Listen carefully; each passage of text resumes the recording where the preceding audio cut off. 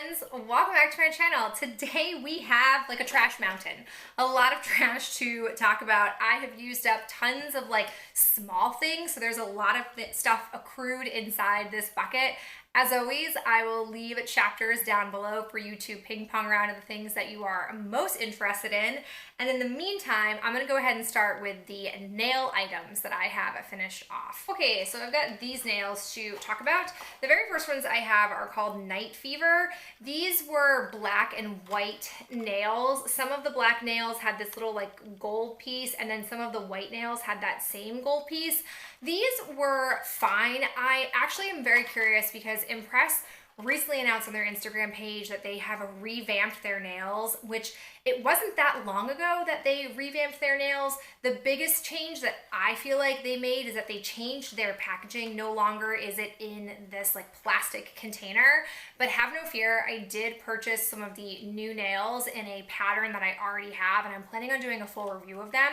But these were nice. I will definitely say that these were on the more flexible side, and sometimes that works against you because when the nails can be a little bit too flexible, they tend to like bend more easily. So like I went to scratch myself, for example, and the nail like bent this way off of my finger, which was an unpleasant sensation. It didn't hurt, it was just a weird feeling.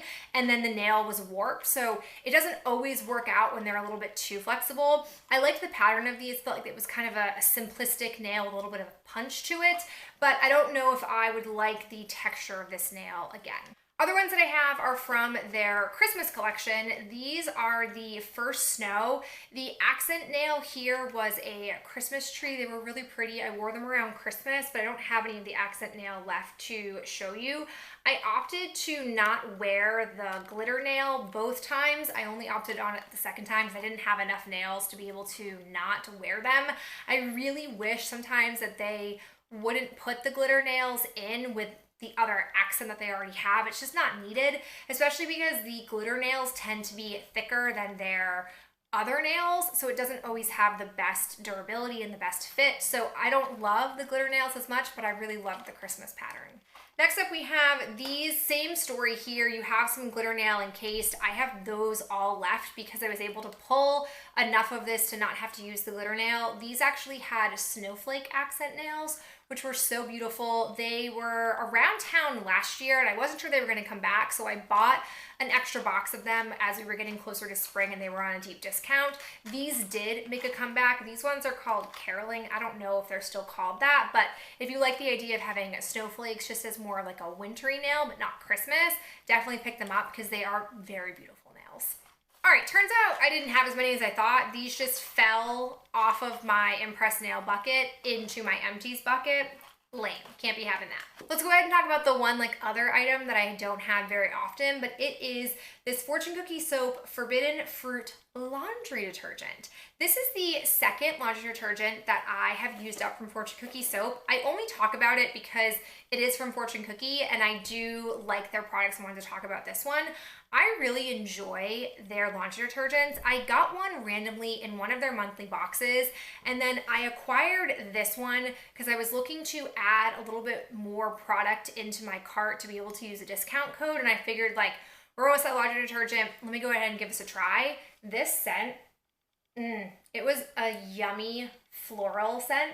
And I will tell you, I really can smell this scent on my clothes. Any of their scents that they have, I'm not someone who really cares that much about what their clothes smell like as long as they smell nice and or clean. So I did enjoy this, and I have purchased another laundry detergent that I'm currently working on from Fortune Cookie Soap. At this point, this is the only detergent that we use in our house, which I'm okay with. All right, let's talk body skin care. So I have just sitting on top here a bunch of like things in packets. I have a hand and foot mask from Sephora. I'm pretty sure these were from this year's like holiday launches, which was weird because their hand mask is in mango and their foot mask is coconut, which I wouldn't really consider winter scents, but whatever. One thing I really liked about them was that the pattern you see here is what the actual like masks look like, the outer packaging when you had it on your hands, which was super fun. I basically use these out of desperation. Both my hands and my feet have been nearly cracking, like it's really not good. And so I've used both of these and they did provide that extra level of moisturization that really helps to sort of heal, but I really need to make this part of my regular routine because even with foot and hand cream on the regular, I'm still drying out. And I think it's just because of how much hand sanitizer I've been rocking on my hands lately.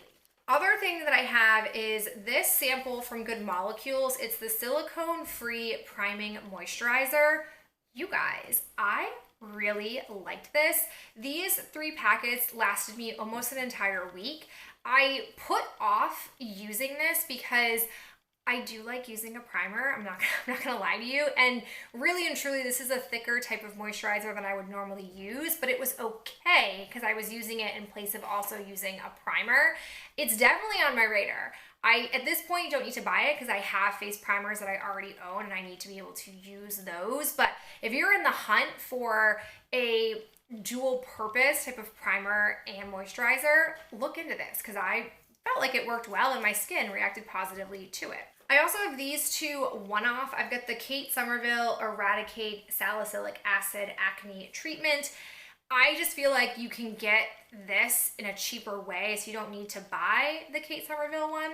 And then I've got this Cora Organics Noni Night AHA Resurfacing Serum. No, this was too thick. I just didn't really care much for it, so wouldn't be interested in buying it. Last one I have is something that I talked about in my Style Vana review, which I'll link up here in case you want to go check it out. These are the Day Mellow Hotania Cordata Real Ampule Mask. Super lovely. It is very much a traditional Asian type of mask. It has lots of essence in it. It takes a while for it to fully sink into your skin, but it was super soft, very nice on my skin, and it really was an essence that I felt like made a difference. I'm looking forward to using the rest of the ones that I got in the little 5-pack that I have, and I wouldn't rule out purchasing these if I ever was in like the mood for sheet masks. I have 4 of these like tiny little perfume oils that I got from Fortune Cookie Soap. It came in one of my Get What You Get bags. It was like a perfume sampler. I have no idea what these smelled like because I dumped them all into one container and mixed them with lotion. So happy these are used up, never want them again. I have finished off from Fortune Cookie Soap the Plumpkin Clarifying Shampoo, which came in my Halloween Hansel and Gretel box. This was like a super vibrant neon like yellow color. I use this once a week. Basically what I would do is whenever I would do a hair mask, I would do this first just to sort of bring my hair back down to ground zero and then nourish it with a mask. I thought it worked well for that. I'm really not in the market for a clarifying shampoo at this moment, but I was happy to get use out of it. Also have a Summer's Eve Island Splash Freshening Spray 5-in-1. Love this stuff. You guys have seen me use it countless times. I have since found out that they now make this in a larger size, which I'm very much looking forward to purchasing. I finished off from Fortune Cookie Soap as well, the T-Birds Shaving Cream.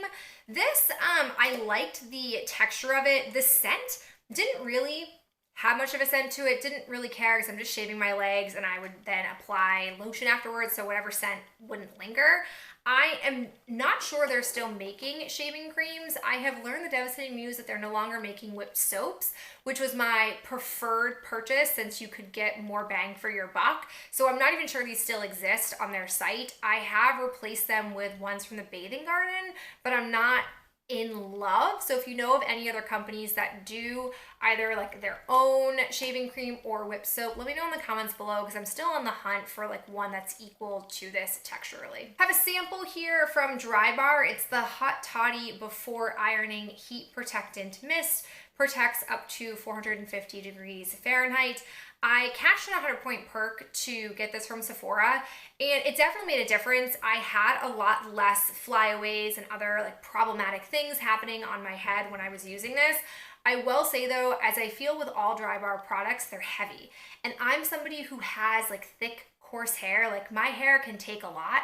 And for me to feel like this was heavy, I can only imagine how somebody with much thinner hair than mine and hair that's not as coarse as mine would handle this. I don't want to purchase it, but I definitely feel like I need to get some kind of heat protectant in my life because I am tired of having these constant flyaways and like static hair that I can't seem to combat otherwise. So it was good for the experiment, but I'm not going to buy it. Then I have my CeraVe moisturizing lotion. This moisturizes, restores, and maintains protective skin barrier. This is just a boring lotion because there's no scent, but if you're somebody who has sensitive skin or doesn't want scent, this is a very moisturizing product, but I'm a girl who just wants more of a sensory experience than this can offer me. Which is why on the flip side, I have the Fortune Cookie Soap I Am Found Whipped Cream. This scent, not my favorite. To me, it has like a cherry pine tree scent, which you would think pine I would like, but as body care, to me that pulls a little masculine, and I feel like it would have been something I would have liked smelling on Ben, but not a scent that I loved. Love their whipped creams. They're some of my favorite lotions that they put out, but not a scent that I'm going to purchase a full size of. Then we have the Paula's Choice Skin Perfecting 2% BHA Liquid Salicylic Acid All Skin Types Exfoliant.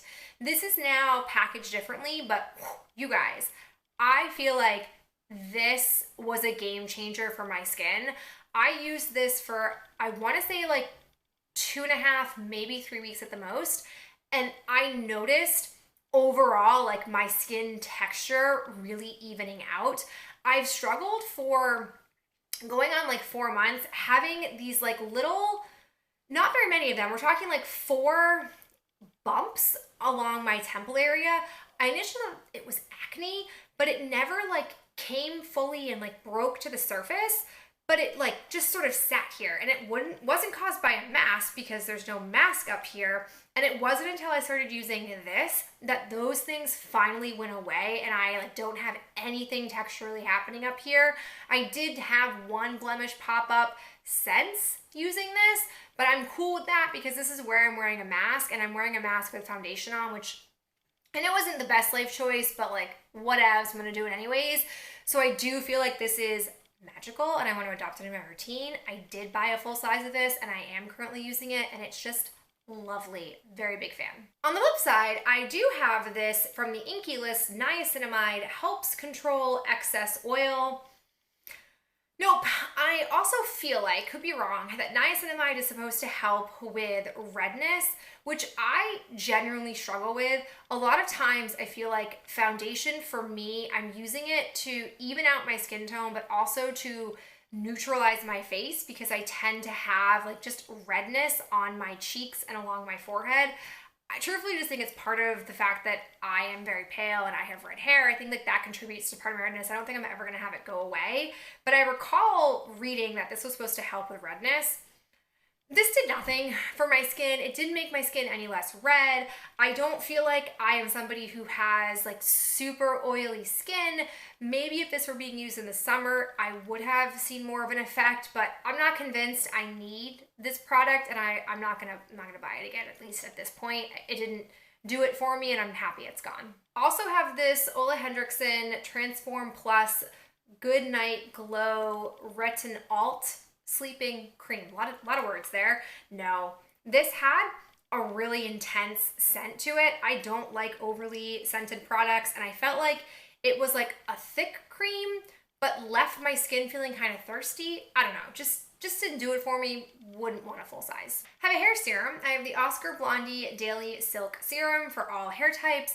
Finally finished this off. It's been a long road. I'm very proud of myself for finishing off a silk serum, but I have like 2 more serums in the hoarding closet, and I'm not sure when or if those will ever get finished off. Finally, for this category, I have one of my Clean It Zero Cleansing Balms from Benali. This is the purifying one. Okay, so I bought this little sampler to be able to try out the 4 different types of cleansing balms that they sell, and I wanted to try them out because they have varying price points, so I was trying to find out if one of them was more superior and thus worth the higher price tag as compared to the pink original one. No, I actually felt like the pink one works better than this one. I thought this one struggled to break down my mascara, which is a little bit weird. It wasn't as emollient as the pink one was. So far, still feel like pink, which is the cheapest, is better than this. But as I finish off the other ones, I will let you guys know. We'll start with my 2 boring ones from e.l.f. I finished off one of my e.l.f. Daily Brush Cleaners. This is the bomb. I love it, especially love the jumbo size. Whenever I place an e.l.f. order, I do tend to get 1 or 2 of these. I've also finished off their Solid Sponge Cleanser. Really enjoyed this. I picked this up because I wanted to get like a little storage tin because I had a few soaps, like solid brush cleaners from Beauty Blender when I purchased like a Christmas thing a few years, literally years ago.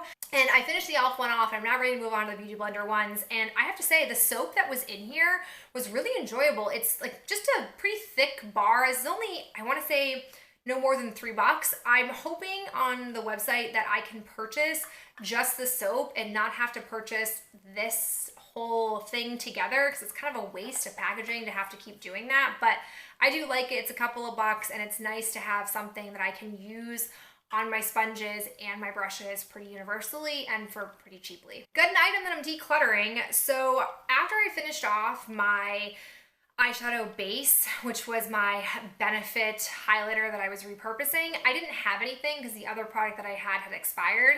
And at first I thought like, I don't need anything, it's not a big deal. And then I was wrong. So I thought to myself like, why don't I buy a MAC paint pot? But I was like, is it necessary to go buy a $23 item? Like that just feels steep. What does a drugstore have to offer me?